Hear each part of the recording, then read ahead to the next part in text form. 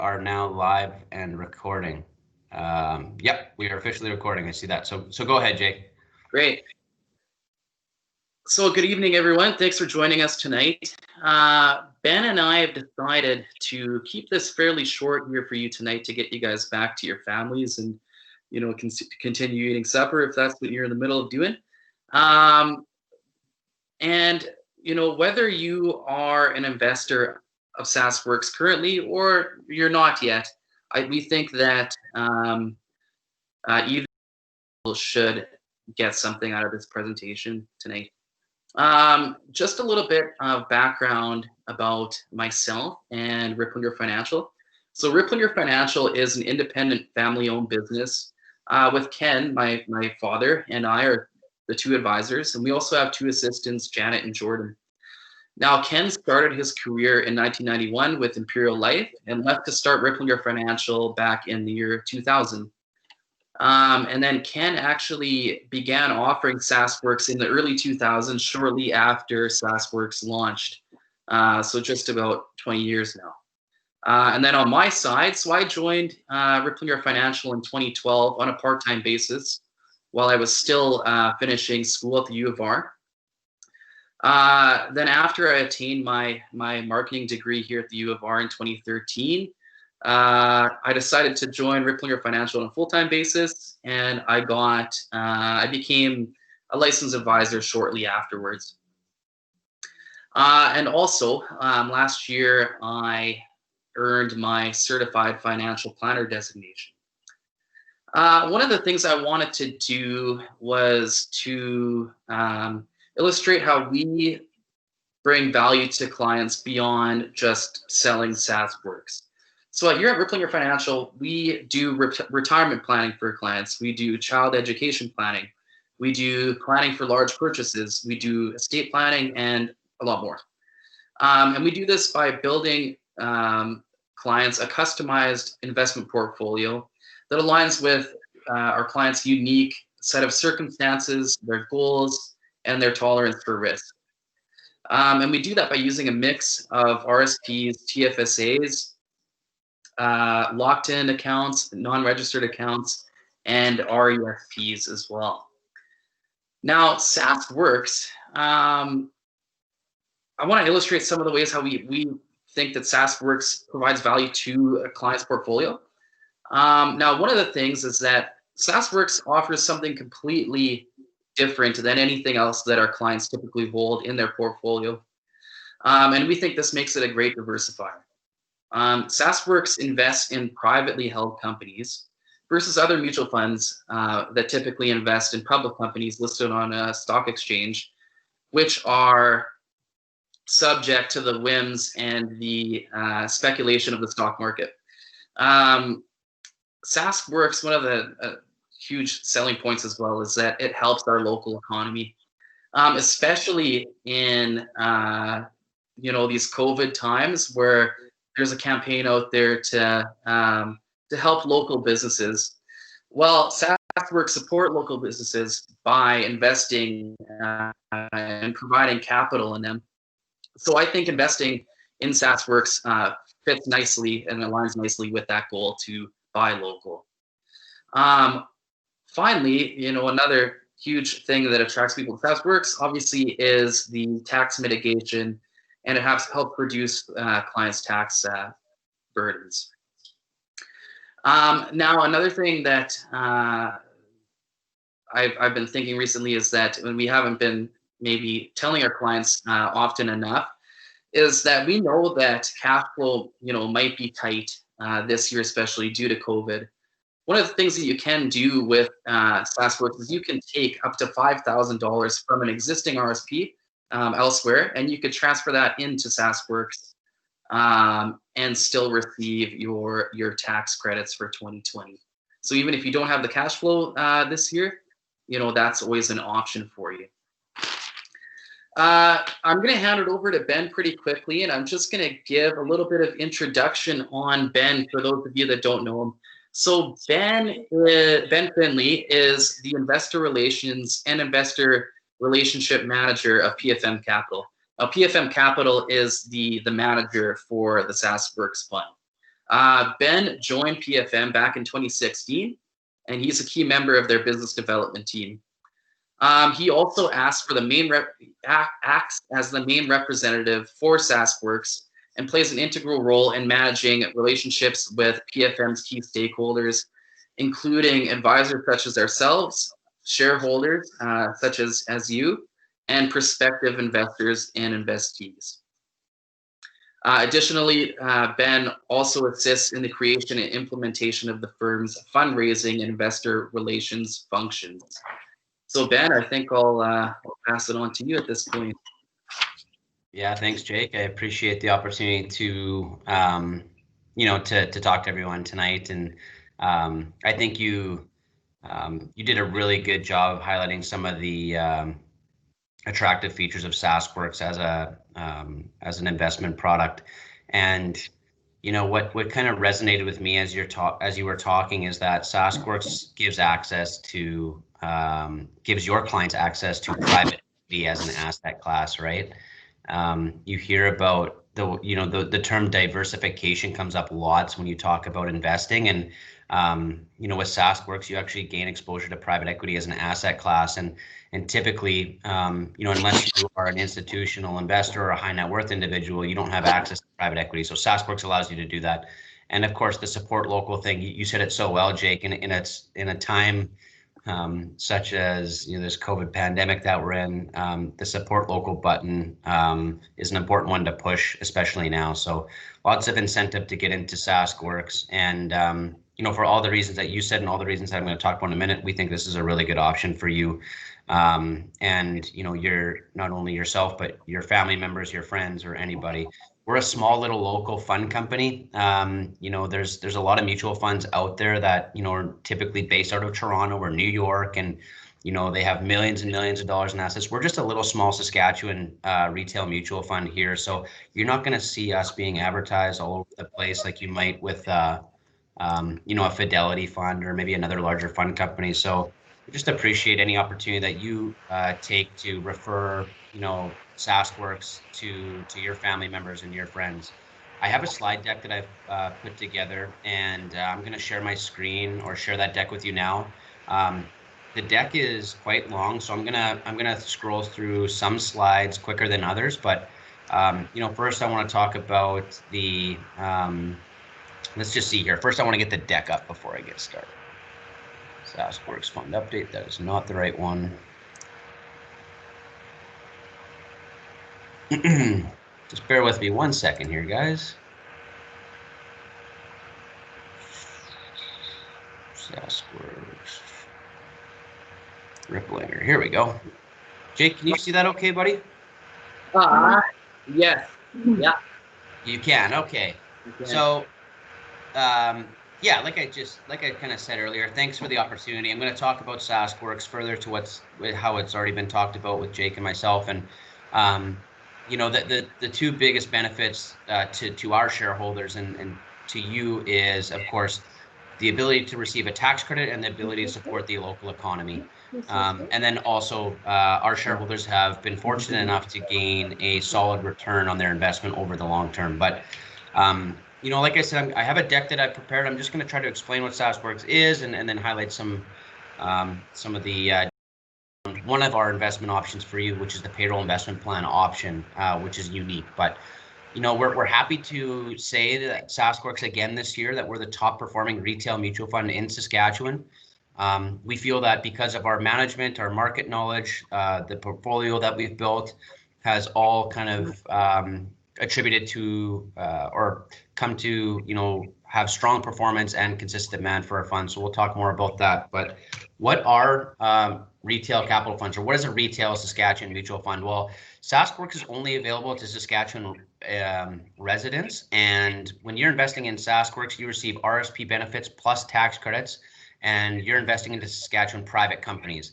I always say in my presentations that SaskWorks is really unique, and I think that we're really, really fortunate in Saskatchewan to have access to a fund like SaskWorks because of the affordability. It's undeniable that this is one of the most affordable ways to save for your long-term goals anywhere in the world. Normally when you make an investment in RSP, you get RSP benefits.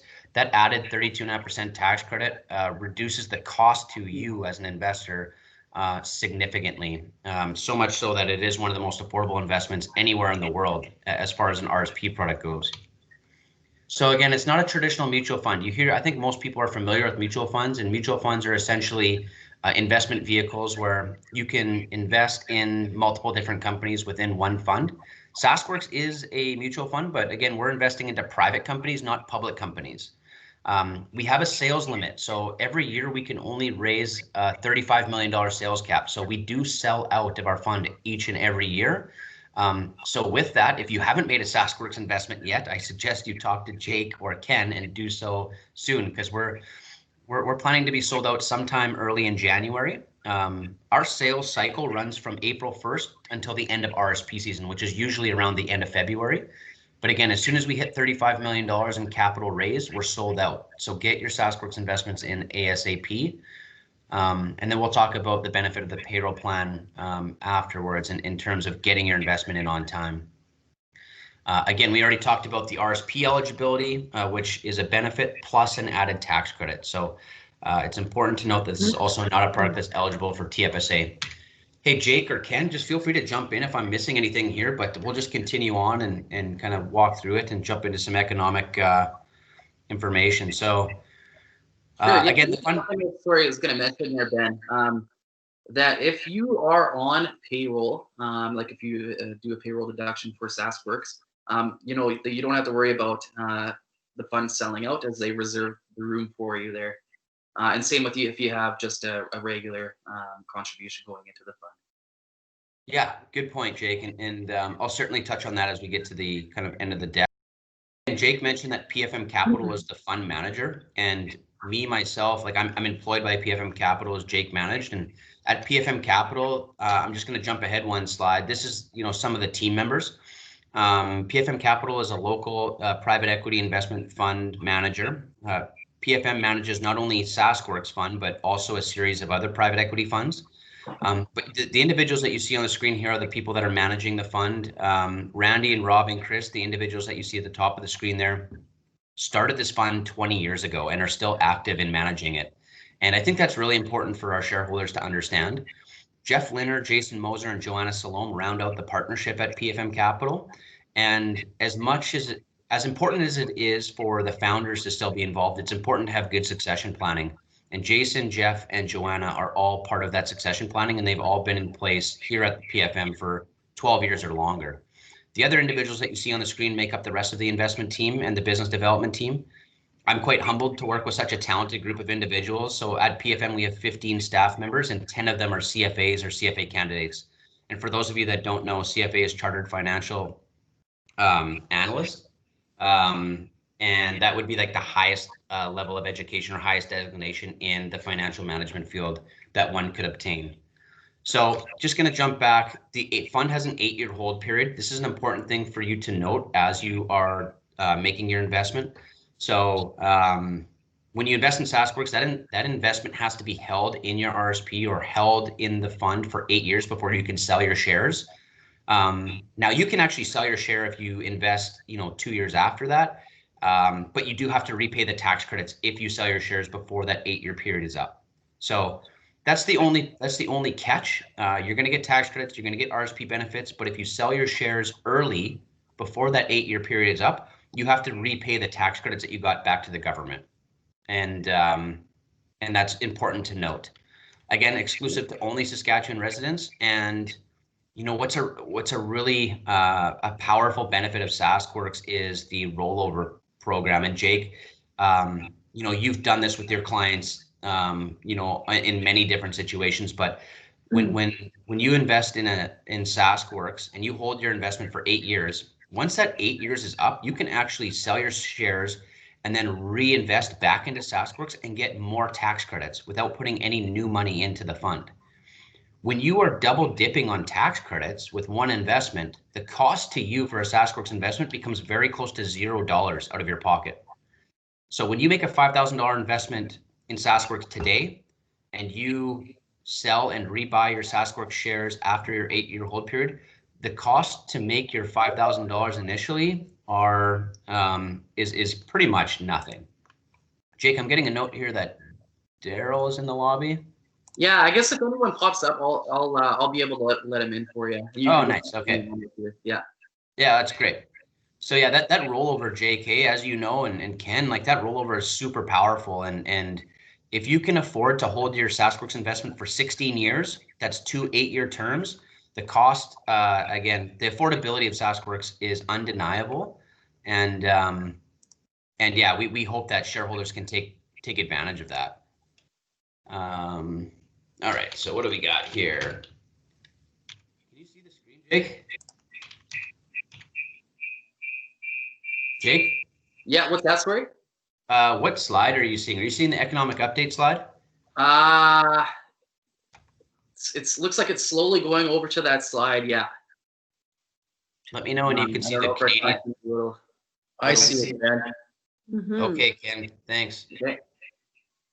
Yeah, if there's any issue with the slide, let me know. I'm having a hard time kind of navigating through the technology here, but I'm going to talk about the economy really briefly.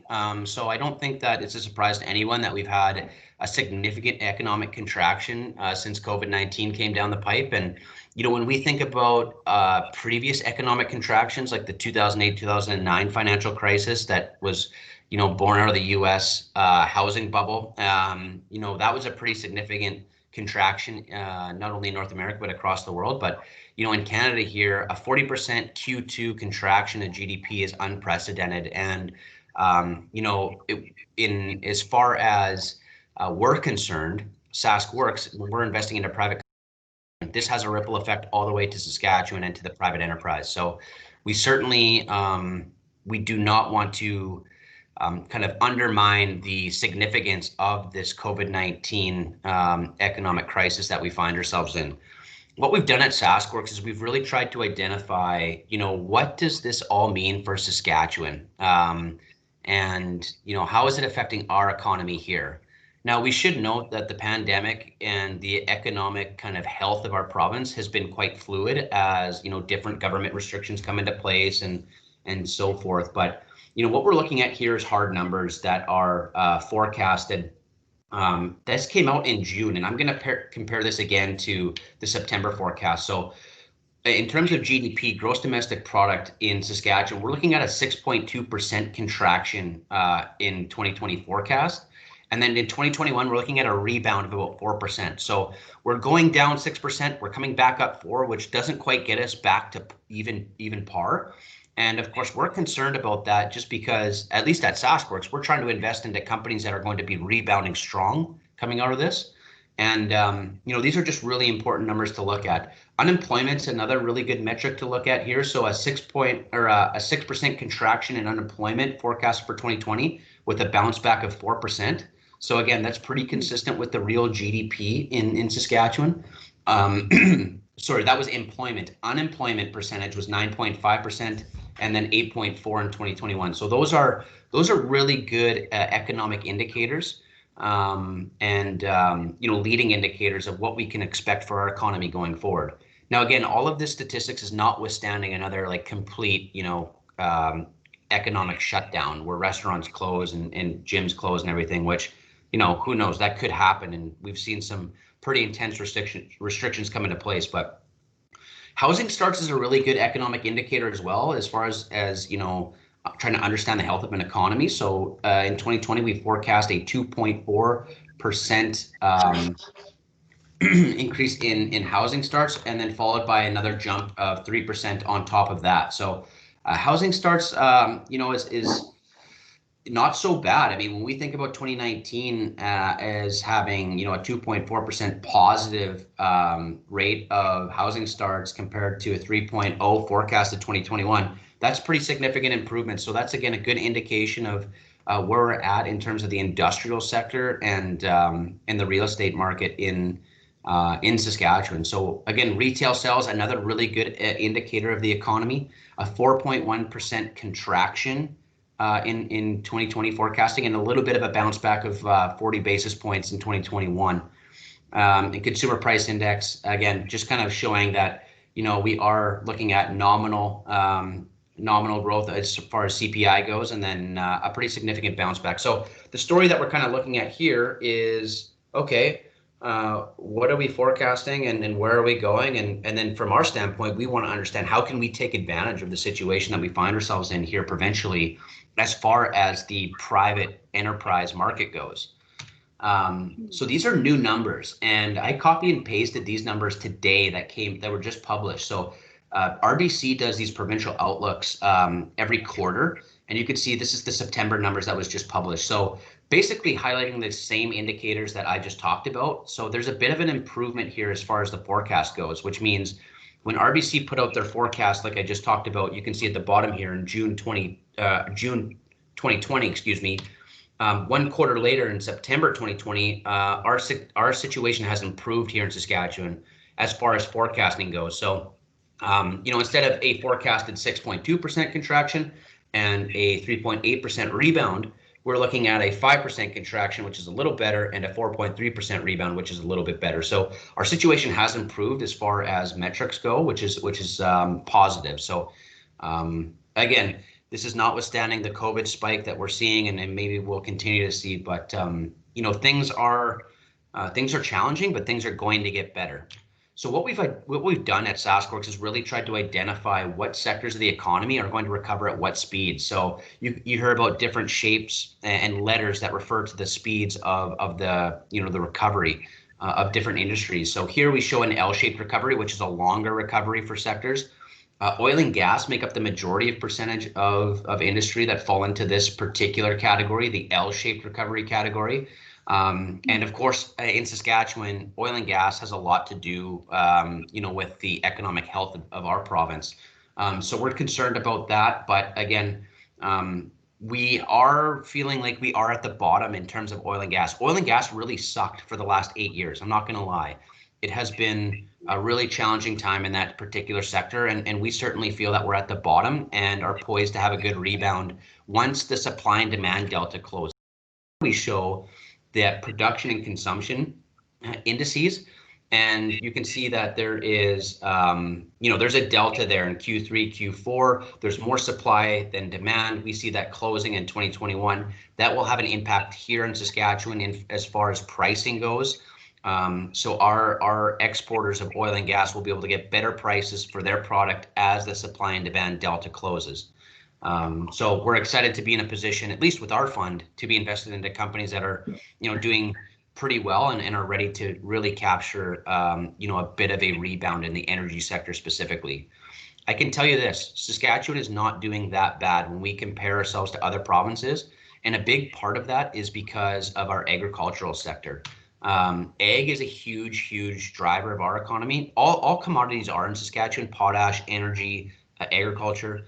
Ag is having a outstanding year. Obviously, there's a lot of demand for agricultural produced products, right? Like cereals and wheat and all of the things, canola, the lentils, everything that we're producing here in Saskatchewan. There's a lot of demand for that, and prices are really good. And we had a really good year as far as yield goes. We had a sufficient rainfall across the province. Topsoil moisture levels were adequate, and farmers did really well this year. So thank God for that, because we are doing better than other provinces based on the amount of agriculture that we have. But when we look at the screen that we see here, we see U-shaped recovery. So industries that are kind of at a recovery already in Q4 2020, which we're in now, and a leveling out in 2021. So the majority of industries fall into the sector. And again, we're at SaskWorks, we're trying to take our investors' money and invest it into industries that we know are going to recover well. The majority of the companies that we are investing into fall within the U-shaped recovery kind of industry silo here. So that's an important thing to know as well. Now, we point to pipelines here specifically in this slide because SaskWorks' largest investment is in a company called Steel Reef Infrastructure. And I'm not going to talk too much about that, but I encourage you just to maybe Google Steel Reef at some point in time. They're a company that fall into the midstream subsector of energy and is a really strong company for us. Finally, we look at the V-shaped recovery, which is a quick rebound. You can see that the industries that have fallen into this category have rebounded better than pre-COVID levels. And the majority of industries that fall into this particular category are in public services. Now at SaskWorks, we're investing into private companies, not public service companies like SaskTel or anything like that, or healthcare or whatnot, as far as like public services go. So, but it is good to see this because we are investing into companies that service these types of, public services. So, it's all just really interesting to understand what industries are going to recover at what speeds. So again, this just shows our SaskWorks portfolio. And again, you hear about diversification and what SaskWorks, we don't put all of our eggs in one basket. We put our eggs in multiple baskets, not only oil and gas, not only agriculture, but consumer discretionary and retail and real estate and industrials, all of it. One company that we really like in our portfolio is High Tech Profiles. This is a company in Regina that is located in, if you drive out like Albert Street on the right-hand side as you like go towards Seldy by the big green bar steel building, High Tech is there. But they basically are a steel component manufacturer. Think about companies like Brandt Industries or like Seedhawk or Dagelman. These companies that are making big equipment, they need parts to make their equipment. High Tech Profiles is making those parts. Vendasta is a really cool company in the portfolio. They are a crazy high growth company. A company that has been on a tear as far as employment goes. So when we made our investment back in 2018, they had less than, just around 50 employees. They're up to 600 now, like 2 years later. So consider the growth of that company. So that's homegrown stories that people need to talk about, especially at times like this. And we're really excited to have an investment in a company like Vendasta. Storage Vault's a really great company that we used to hold. We sold this out of the portfolio and brought back a bunch of money for our shareholders just recently, but this is an investment that we made back in 2008. And remember 2008 as a time that was quite uncertain in terms of like the financial world is concerned. But think about self-storage. When times are good, people need storage. When times are bad, people need storage. People get divorced, people pass away, people move away. There's not really a situation in somebody's lifetime where they're not going to need storage at some point in time.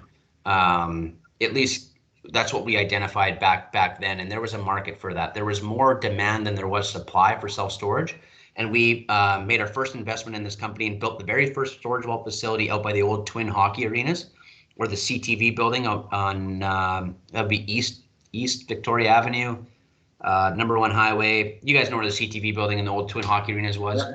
Yeah. But just a really cool company that grew like crazy. An investment that we made back in 2008. We just sold it out of the portfolio, and that's what we do at SaskWorks, and that's what we're going to try to do going forward. I talk about diversification, and we want to be in healthcare, and we are in healthcare. Harbor Landing Village, we know where Harbor Landing is in Regina. This particular company, you can see the headline here in the Leader Post. What a good story. But this is a company that we like to highlight just because it's just such a cool company. It's not just a senior care facility. It is an intergenerational care facility, if you will. And when I say intergenerational, I mean you have daycare facility, university students volunteering time, and senior care level 1 through 3. So you walk into this building, you can eat at a really good restaurant. It's called Roots Kitchen and Bar. You can see 90-year-old grandmas coloring pictures like you see on the screen with daycare students and university students. There's a hair salon, a coffee shop. It's just a really neat facility. But I like to highlight this company because it just shows the headline is impressive. Staff spent 55 days living in a senior home to protect residents.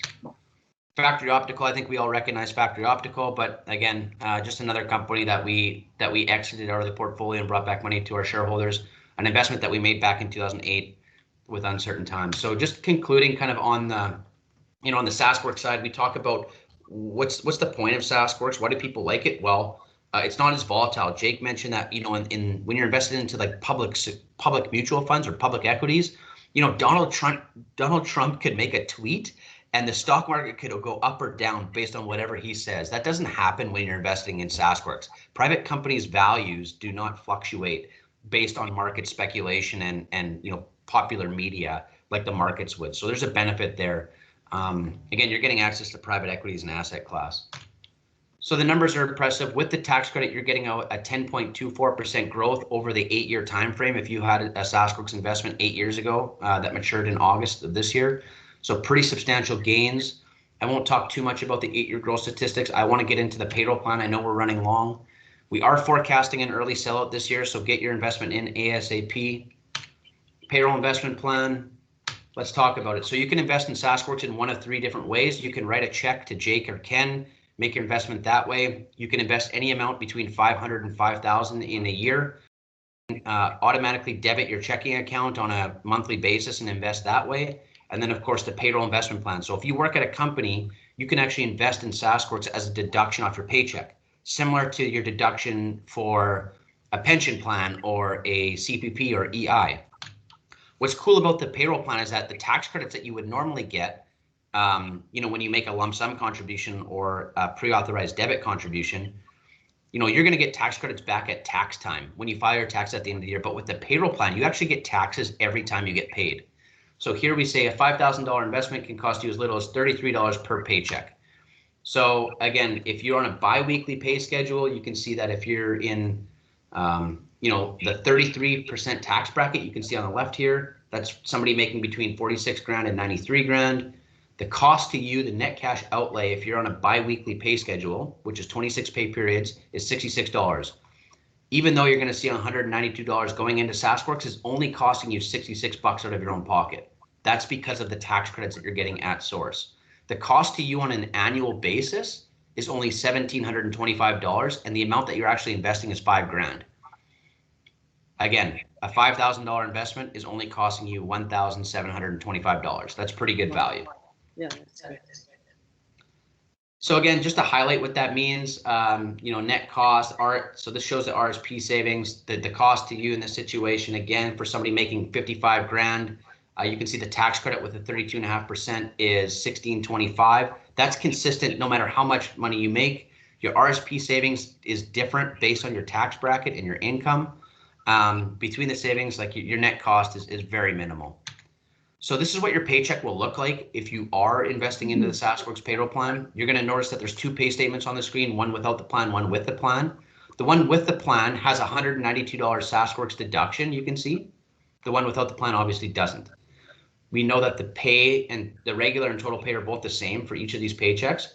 What we noticed then is that the federal and provincial tax that you're owing is a lot less when you have a SaskWorks deduction. That's because the tax credit is being applied at source. The money that you're saving on taxes goes right into your SaskWorks investment, and all you have to do is come up with the remainder, and that's $66.35 in this case. So it's a pretty powerful graphic here. And again, I encourage you to talk to your family and friends about this plan. I have a video here that I'll conclude with. I'm Michelle Jarocki. I work in Regina Police Service. I'm a staff sergeant in charge of family services section. When I find the most Oh, maybe it's not. Lost the auto.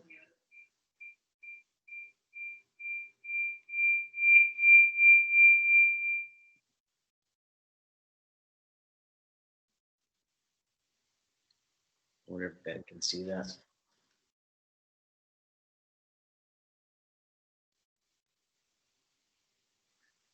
Hey Ben, I think we might have lost the audio on those videos. Yeah. We lost the audio. Mm-hmm. I think so, yeah. Oh, well, either way, you got the gist of it, I hope. Yeah, those videos are on the website as well, right, Ben? Oh, yeah. I appreciate you making that. So if you guys want to check out the SaskWorks website later.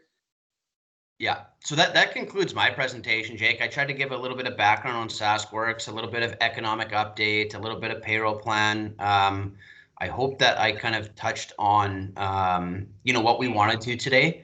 I see that we're running a little bit, we're doing okay. 7:08 is not so bad. Is there any questions at this time? Yeah, we started early, so, yeah. Yeah, if anyone has any questions, feel free to let us know. You could either just, type in the chat, or you could just say them out loud. Yeah. Ben, one of the questions. Sorry, I was just gonna say, Jake, you could just like fire me an email or fire you an email, and we could just get back to them if anything pops up too, right? Yeah, exactly. If there's any questions you want to talk about personally, we could do that afterwards as well. Ben, one of the questions I get, can SaskWorks be held outside of an RSP?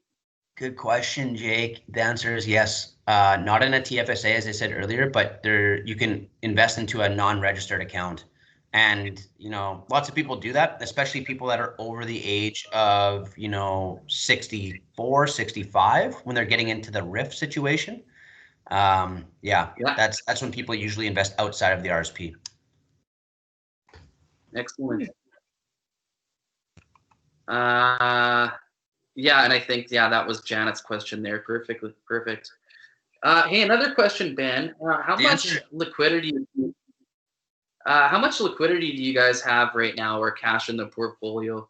And sort of a follow-up on that, do you guys see any good opportunities out there for maybe some new deals due to going forward due to COVID? Maybe some of the companies are more attainable. Maybe the valuations are a little bit lower.